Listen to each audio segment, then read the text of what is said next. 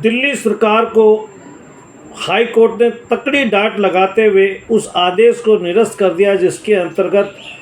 दिल्ली सरकार के शिक्षा विभाग ने सभी प्राइवेट स्कूलों को ये निर्देश दिया था कि वो 1 अप्रैल से 15 अप्रैल तक अगर फ़ीस बढ़ाना चाहते हैं तो अपनी फ़ीस बढ़ोतरी के लिए अपना प्रपोज़ल दिल्ली सरकार के पास भेजें। क्योंकि इस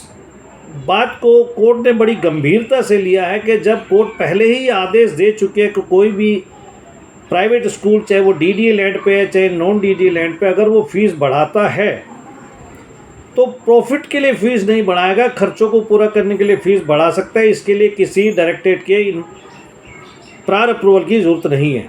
उसके बावजूद भी डायरेक्टरेट ऑफ एजुकेशन ने इस प्रकार का आदेश निकालकर स्कूलों के सामने दिन प्रतिदिन नई समस्याओं को बढ़ाने का प्रयास किया है। मैंने भी अपनी संस्था की तरफ से दिल्ली सरकार के वरिष्ठ अधिकारियों को लिखा था कि इस प्रकार से फ़ीस बढ़ाने के लिए जो प्रपोज़ल 1 अप्रैल से 15 अप्रैल तक मांगे गए हैं, इससे पहले इस प्रकार के प्रपोज़ल दिसंबर में मांगे जाते हैं, क्योंकि जनवरी फरवरी में सभी स्कूलों की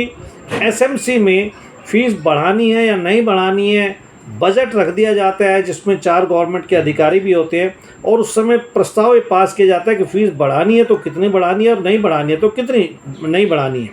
जिसको 31 मार्च से पहले डायरेक्टरेट में ये लिख करके सूचना दे दी जाती है कि आगामी शिक्षा सत्र से पब्लिक स्कूलों की फ़ीस इतनी रहेगी। पर इस बार जिस प्रकार से डायरेक्टरेट में बैठे हुए अधिकारी अपने कर्तव्य के प्रति लापरवाही बरत रहे हैं, उसके लिए जब हम लोग हाई कोर्ट का पुनः दरवाज़ा खटखटाया तो तुरंत हाई कोर्ट ने इस पर संज्ञान लेते हुए डायरेक्टरेट में बैठे हुए अधिकारियों से सवाल जवाब तलब किया है। और जो ये आदेश दिया गया था कि 1 अप्रैल से 15 अप्रैल तक अगर किसी स्कूल को फ़ीस बढ़ानी है वो अपना प्रपोज़ल दिल्ली सरकार को भेजे, इसको पहले दिए गए आदेश का उल्लंघन मानते हुए दिल्ली हाई कोर्ट ने डायरेक्टरेट से इस बारे में जवाब मांगा है।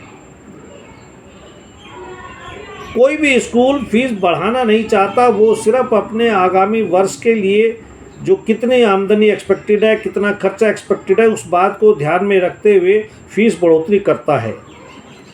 कोर्ट का एक क्लियर आदेश है कि कोई भी स्कूल प्रॉफिट टीयरिंग के लिए फ़ीस नहीं बढ़ाएगा जिसका स्कूल पूरी तरह से पालन करते हैं। मैं RC Jain, president Delhi state public school management association, court के इस आदेश का स्वागत भी करता हूँ। साथ ही डायरेक्टरेट ऑफ एजुकेशन में बैठे हुए अधिकारियों को चेतावनी देता हूँ कि इस प्रकार से स्कूलों के काम करने में बाधा उत्पन्न की बजाय वो अपने सरकारी स्कूलों के ऊपर ध्यान दें। धन्यवाद।